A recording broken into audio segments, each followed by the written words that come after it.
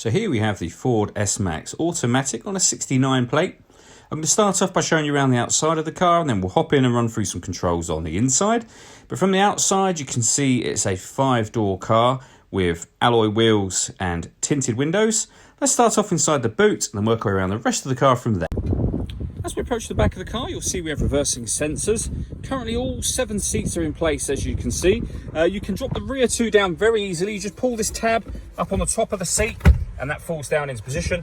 And then the same on this side. And when I've done that, you'll be able to see how much space you have when you only have 5 seats in place. The rear 3 seats will also fold down by pressing these buttons here. So if I give that one a push, for example, you'll see that you can fold those down very easily, and just how much space you can get when you do that as well. Okay, so we're just going to work our way back round to the front of the car, and then we'll hop in and run through some controls on the inside. But now that we've done a full circle of it, you can see it's in excellent condition the whole way round. Just briefly before we climb in, I think it's well worth seeing the interior from this exterior point of view. There's plenty to run through on the dashboard, so let's hop in and we'll do that right now. Okay, now that we're inside the car, we're going to start with the dials. On the left-hand side, we have the rev counter, and on the right-hand side, the speedometer and the fuel gauge as well. In the middle, you can see the total miles for this car, which are 10,446. Beneath that, it will show you what gear this car is currently in. As it's an automatic, we're in P for park at the moment. And above that section, you can see a digital readout for the speedometer. You can change that information so you can have your entertainment displayed there, your navigation, your phone, or where we started off, which is with your speed. Over on the left-hand side, you can have information changed over there as well, and you can see that being displayed now. So I have the trip computer up there at the moment. If we back out to the steering wheel, on the right-hand side here are the buttons I was using for that central section, and the left-hand buttons for that left-hand section. We've also got stereo and phone controls over here, and then cruise control and speed limiter on the left. Over in the center is the touchscreen for the car. So this is where you pair your phone, amongst other things. Search for your vehicle on your device and select it once it is found. And just follow the instructions on screen from there. This car's got satellite navigation. There's a full video showing how this works on both our website and also on our YouTube channel as well.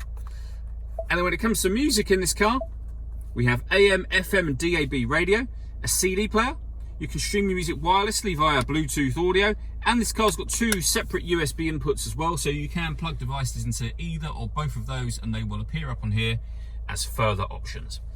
Working our way down, we have the volume for the stereo. You've got your CD player there as well. We then have dual zone climate control, so you can adjust the passenger and driver temperatures. You can increase and decrease the fan speed, and all adjustments, driver, passenger, will all show up on that main screen. When you're happy with those settings, that button turns the air conditioning on and off again. Or you can hit auto, and the car will now take control of the fan speed to maintain the temperatures that you've asked for.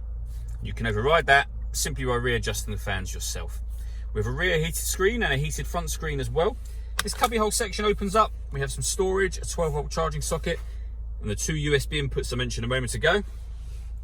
This dial will change gear in this car, so we've got reverse, neutral, drive, and then you can put the car into sport mode. We can turn the parking sensors on and off. We can turn off the stop and start as well. This car is designed to cut out when it's stationary in traffic to save you fuel. That system is now turned off. And then we have an electronic handbrake lastly.